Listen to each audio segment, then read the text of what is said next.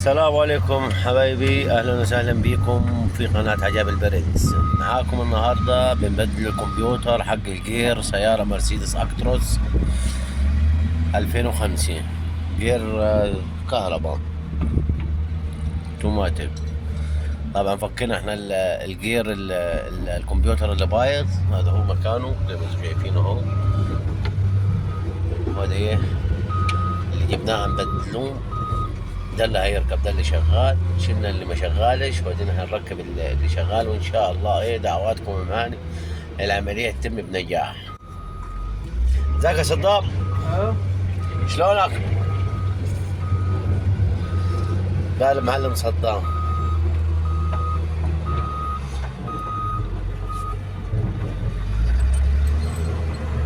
طبعا هذا هو عشقناه مكانه، هذا هو هيبدا ايه يربط البراغي بتاعته في مكانه.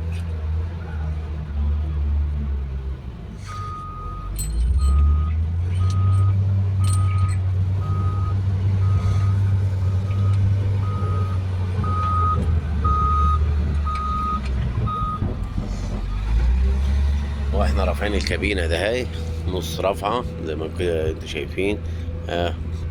مرسيدس.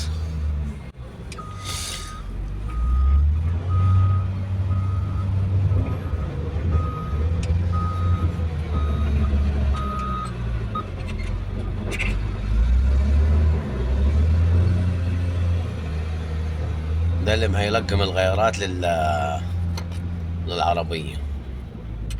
خلاط اثناء ما هي وماشيه كده، اول ما هتدوس الدبرياج وتحرك الدمى اهو، هنا بتغير الحركه بتاعتها، تنقل من الغير الاول للثاني للثالث للرابع الخامس السادس السابع الثامن. بعد كده في سويتش على يدك اليمين في الدقمه، فدي بتمور بيها، وتدوس على السويتش اللي على الشمال وتاخد الدقمة لورا كده، انت بتديها مارشين. طبعا القطعة دي زي ما انتم شايفينها، الكمبيوتر ده هو اللي متحكم في كل حاجة في الجير. يعني انتوا لو لاحظتوا هتلاقوه وراك في جنب الجير، في الجنب كده. فلا الجير ملهوش لازمة، ما ينفعش بأي حاجة.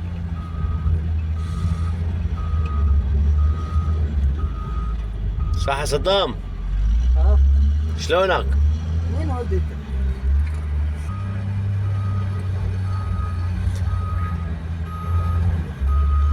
هذا كله كمبيوتر يجي نفسه مال اكتوس، ها؟ صح. ما في بدل. لا ما نفسه، اي موديل نفسه. نفسه. MP2 كله نفسه. كله يعني المرسيدس اكتروس، يعني الكمبيوتر بتاع الجير دي نفسه، يعني مش تحت شرط الموديل. نفسه واحد، يعني عندك سيارة.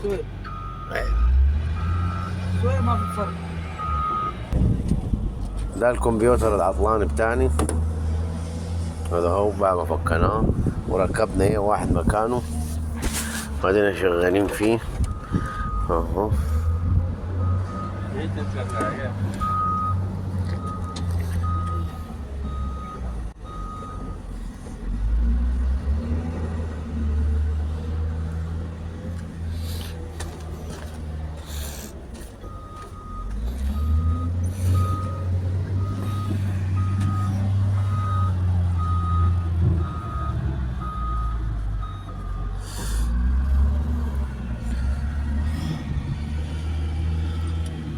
وإن شاء الله الفيديو ينال إعجابكم، وإذا عجبكم الفيديو لا تنسونا بالاشتراك في القناة والضغط على زر الجرس ليصلكم كل ما هو جديد. وإلى اللقاء في الفيديوهات القادمة. شكرا ومع السلامة.